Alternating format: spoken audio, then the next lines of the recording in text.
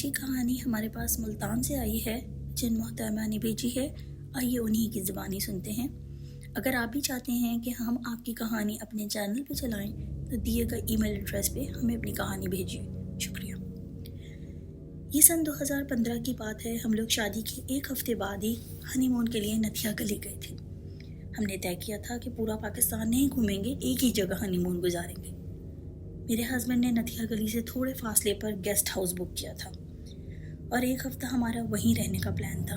وہاں ابھی سردی شروع ہوئی تھی، ہر طرف ہریالی تھی، خوبصورت درخت، بہت ہی دل فریب نظارے ہوتے تھے۔ وہاں سے مری بھی قریب تھا تو ہم اکثر لنچ کرنے مری چلے جاتے تھے۔ ہم لوگ روز شام کو واک پہ نکلتے اور درختوں کے بیچ دور تک نکل جاتے۔ میرے ہسبینڈ کو فوٹوگرافی کا بہت شوق ہے، ان کے پاس بڑا پروفیشنل کیمرہ ہے۔ ہم جہاں جاتے وہ ڈھیروں تصویریں کھینچتے۔ ہم لوگوں کے ٹرپ کا 5واں دن تھا۔ صبح ہم لوگ پیٹریاٹا گئے تھے اور واپسی میں قریب مغرب کا وقت ہونے والا تھا۔ ہم نے لنچ کافی کر لیا تھا تو سوچا تھا کہ ڈنر پیک کروا لیں گے اور روم میں جا کر ہی کریں گے۔ ہم نے گیسٹ ہاؤس سے تقریباً 1 کلومیٹر پہلے گاڑی رکوا لی کہ باقی راستہ واک کر کے جائیں گے۔ ہم نے ہوٹل سے ڈنر لیا اور واپس گیسٹ ہاؤس کی طرف نکل آئے۔ وہاں مین روڈ سے سائڈ اوپر ایک کچا سا راستہ بنا ہوا تھا۔ اب مغرب ہو چکی تھی لیکن ہلکی روشنی باقی تھی۔ میرے ہسبینڈ نے کہا اس راستے سے اوپر پہاڑی کی طرف چلتے ہیں، اوپر سے ویو بہت اچھا ہوگا۔ میں اندھیرے کی وجہ سے تھوڑا سا گھبرا رہی تھی اور میں نے اپنے ہسبینڈ سے کہا وہاں رکیں گے نہیں، بس فوراً واپس آ جائیں گے۔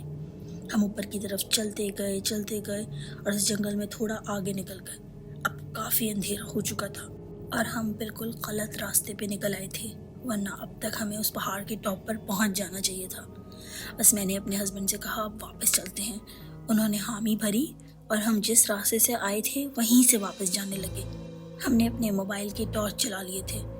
ہم واپس آ رہے تھے اور اب اندھیرے میں آس پاس اونچے درخت بہت ہی بھیانک منظر پیش کر رہے تھے۔ میں اپنے ہسبینڈ سے تھوڑا سا آگے چل رہی تھی۔ ہمیں اچانک اوپر درختوں سے شاخوں کی آوازیں آنا شروع ہوئی، جیسے کوئی درخت پر کودا ہو۔ میں بہت ڈر گئی کہ نہ جانے کس چیز کی آواز ہے۔ میرے ہسبینڈ نے بتایا یہاں بندر بہت ہوتے ہیں، اسی کی آواز ہوگی۔ ہم چند قدم ہی آگے چلے ہوں گے تو دوبارہ بالکل ویسی ہی آواز ہمارے اوپر سے آئی۔ ہم اب تھوڑا اور تیز چلنا شروع ہو گئے اور اب ہم جہاں جاتے وہاں ہمارے اوپر سے ویسی ہی آوازیں آنا شروع ہو جاتی، لیکن اب ایک نہیں کئی آوازیں تھیں، جیسے کوئی بڑی سی چیز ایک درخت سے دوسرے درخت پر کود رہی ہو اور ہمارا پیچھا کر رہی ہو۔ میں نے خوف کے مارے رونا شروع کر دیا۔ میرے ہسبینڈ نے سمجھایا کہ ہمارے پاس کھانا ہے، اسی کی خوشبو سے ہمارے پیچھے بندر آ رہے ہیں۔ یہی بات کر رہے تھے کہ اچانک ہمارے سامنے سے ایک زوردار آواز آئی کہ کوئی بھاری سی چیز زمین پر گری ہو۔ وہ آواز بالکل ہمارے پاس سے آئی تھی اور میرے ہسبینڈ بھی بہت گھبرا گئے تھے۔ ہم وہیں رک گئے اور موبائل کی روشنی سے دیکھنے لگے، لیکن آس پاس کوئی نہیں تھا۔ میں بری طرح رو رہی تھی۔ اتنے میں ہم دونوں کو محسوس ہوا کہ کوئی چیز بہت بھاری قدموں کے ساتھ بالکل ہمارے پاس آ گئی ہو۔ میں خوف سے کانپ رہی تھی۔ میرے ہسبینڈ زور سے آیت الکرسی پڑھ رہے تھے۔ اب ہم نے وہاں سے دوڑ لگا دی اور اللہ کر کے ہم روڈ تک پہنچائے، لیکن یہ جگہ بالکل وہ نہیں تھی جہاں سے ہم آئے تھے۔ کہیں دور ہمیں ایک چائے کا ہوٹل نظر آیا، اس کو دیکھ کر ہمیں تھوڑا سا حوصلہ ہوا۔ میں نے اپنے ہسبینڈ کی طرف دیکھا تو ان کا رنگ بالکل زرد تھا اور وہ بھی خوف سے کانپ رہے تھے۔ ہم چائے والے سے راستہ پوچھ کر تقریباً آدھے گھنٹے میں گیسٹ ہاؤس واپس پہنچائے۔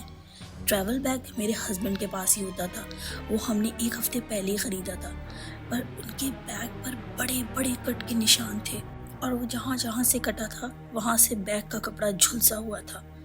بعد کے 2 دن ہم نے گیسٹ ہاؤس میں ہی گزارے کیونکہ میرے ہسبینڈ کی طبیعت کافی خراب ہو گئی تھی اور پھر ہم واپس ملتان آ گئے۔ بعد میں میرے ہسبینڈ نے مجھے بتایا کہ جب ہمیں درختوں سے آوازیں آ رہی تھیں اس ٹائم انہوں نے درختوں پر کوئی بالکل لال رنگ کی مخلوق دیکھی تھی جس کی سفید آنکھیں چمک رہی تھیں، لیکن وہ مخلوق تھی درخت پر مگر اس کی ٹانگیں زمین تک تھیں۔ جب ہمارے سامنے کوئی آ کر کودا تھا اسی وقت کسی نے میرا بیگ پیچھے سے پکڑ لیا تھا۔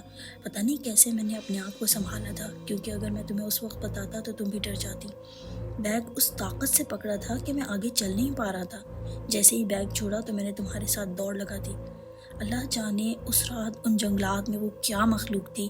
ہم آج بھی اللہ تعالیٰ کا شکر ادا کرتے ہیں کہ اس نے ہمیں بچا لیا، ورنہ نہ جانے کیا ہوتا۔